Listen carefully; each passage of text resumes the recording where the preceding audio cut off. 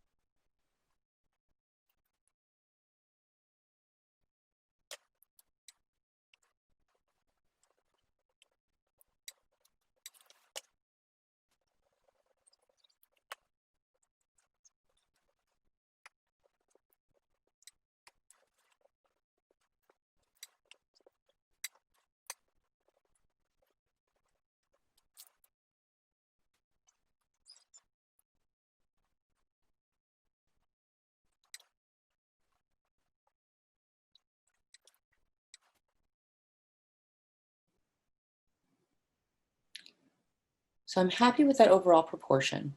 That's the rough shape of the guinea pig's head. I can continue to do some refinement as I add the eyes and the ears. I do want to have the head mostly finished in terms of just the size and the shape that I want, whether or not there's any extra clay there. I need to make those decisions before I start doing small details like the eyes and the ears. The eyes and the ears are going to be really, really important to how this whole thing looks in the end.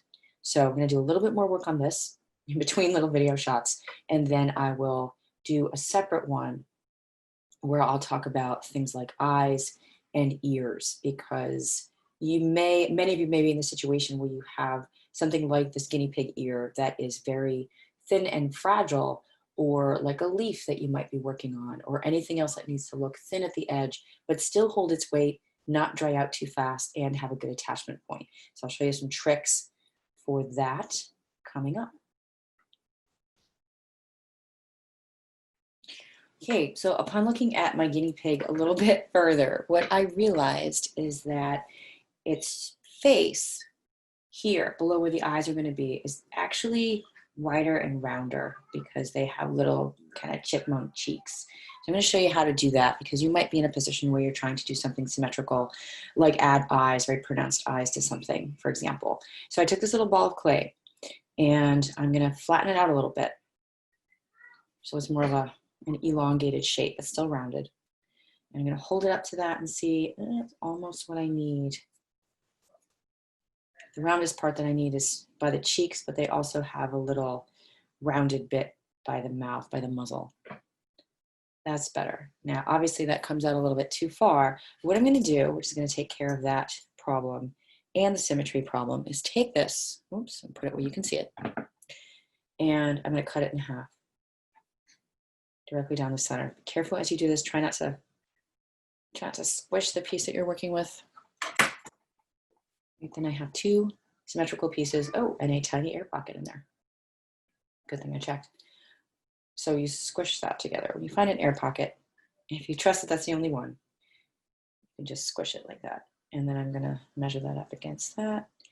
Yep, that looks a little bit better, to keep in mind where the eyes are gonna be.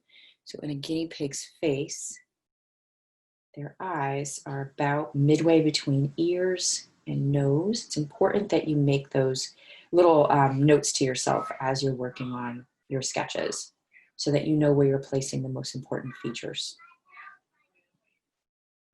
I'm going to make a place for the eyes to be because they're a little bit indented. That's going to help me place the cheeks also. Okay, and then I need to slip and score a little bit. The clay's still pretty wet, so you don't have to do a lot of slipping and scoring. Like I said in an earlier video, especially the slip. I don't need a lot of slip, but I do want to make sure I make those score marks.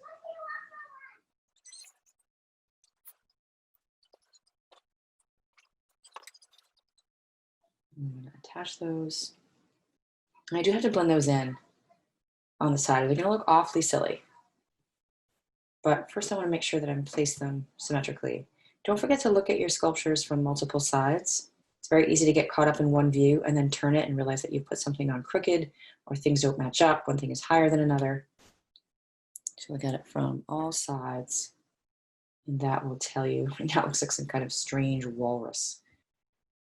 But once I blend things, it will look better. And I'm not gonna record that part. I'm gonna just do that and then come back and do the eyes and the ears.